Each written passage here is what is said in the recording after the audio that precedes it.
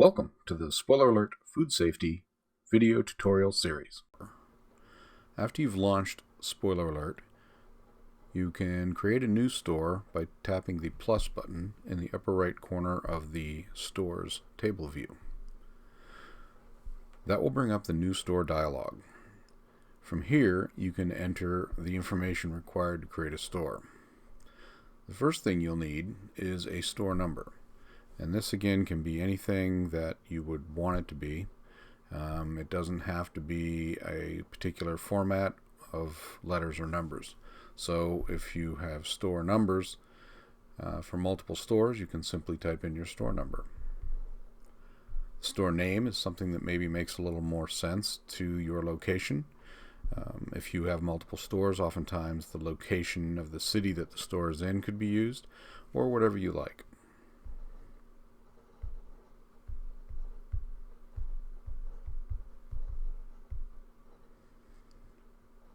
The renewal field is basically just pointing out your subscription.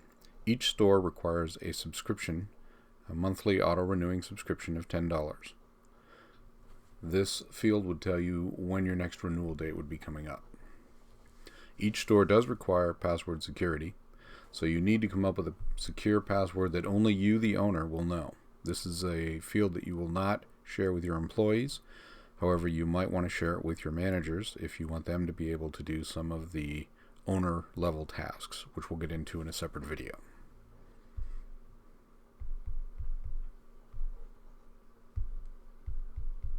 You need to enter it twice for confirmation to make sure that you haven't made any typos.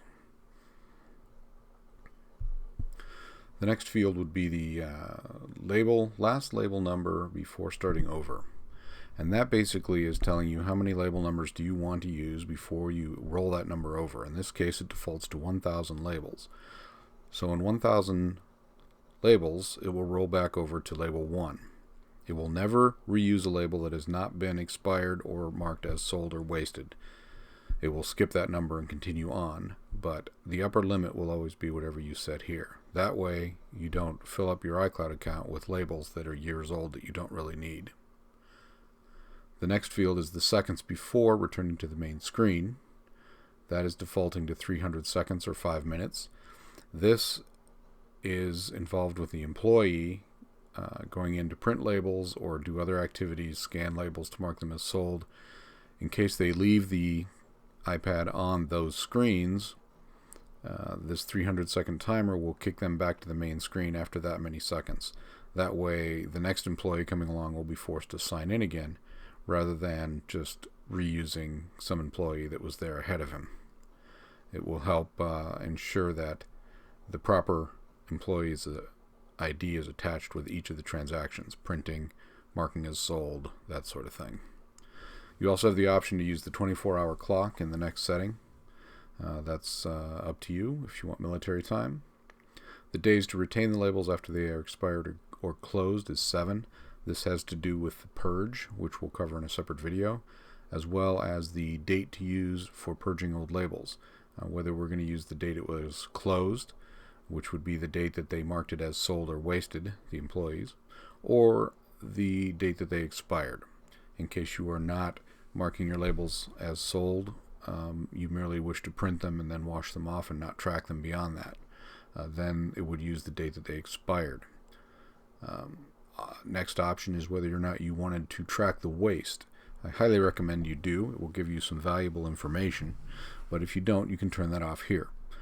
If you do track waste, then waste will be an option for the employees. When they go to mark the label as sold, they could also mark it as waste, and if they do, additional information will be required if this is turned on, such as how much waste, reason for the waste, that sort of thing, which we'll cover in a separate video. The hours prior to expiration to send the alert. Alerts go out as food becomes at its end of life or at the end of its status, and a alert goes out at that moment. If you want it to go out prior to the expiration, you can tell it to do that here, and it only will give you hours. So you could go from 1 hour before it's going to expire to as many as you want. And lastly, the alert message. This is the alert that will appear when the alert comes up on the iPhone, iPad, Apple Watch. You can customize what that alert message says in addition to the boilerplate text, which gives you the store, the label, and the product. Once you have all of these options set up, you merely tap the Save button in the upper right-hand corner, and the store is saved. Hit Done, and you're out of the edit mode. And that's it for creating a new store.